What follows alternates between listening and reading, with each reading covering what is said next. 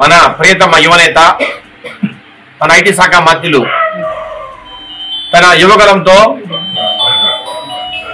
రాష్ట్రంలో ఒక తుఫాను సృష్టించి 175 గాను 164 సీట్లలో కూటమి ప్రభుత్వాన్ని జైకేతన ఎగరవేసి కూటమి ప్రభుత్వం ఏర్పాటు చేయడానికి ముఖ్య భూమిక పోషించిన యువతలో ఒక ఉత్సాహాన్ని రేకెత్తించి రాష్ట్ర స్థాయిలో తెలుగుదేశం పార్టీని ఉరకలెత్తించిన ప్రజలలో యువతలో ఒక నమ్మకాన్ని కలగజేసిన శ్రీ నారా లోకేష్ బాబు గారి ఆధ్వర్యంలో ఆయన సారథ్యంలో రాబోయే రోజుల్లో ఆంధ్రప్రదేశ్ మరింత అభివృద్ధి పయంలో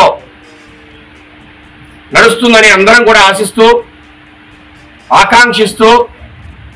నారా లోకేష్ బాబు గారి సారథ్యం వచ్చే 25 ఏళ్ల పాటు ఈ రాష్ట్రానికి అవసరమని ఆ రకంగా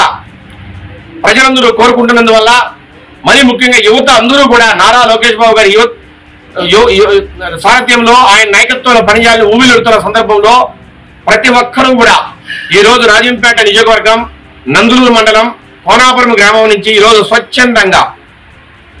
ఎవరి ప్రమేయం లేకుండా ఎవరి ఫోర్స్ లేకుండా ఎవరి ప్రతీకార చర్యలు లేకుండా పూర్తిగా మనస్సాక్షిగా స్వయంగా వారే వచ్చి ఈరోజు నారా లోకేష్ బాబు గారి నాయకత్వాన్ని బలపరుస్తూ ఈరోజు తెలుగుదేశం పార్టీలో పసుపు జెండా కప్పుకున్నారు. ఇది నిజంగా సంతోషించదగ్గ విషయం. ఒక మంచి సూచిక గుర్తిది, శుభ సూచిక.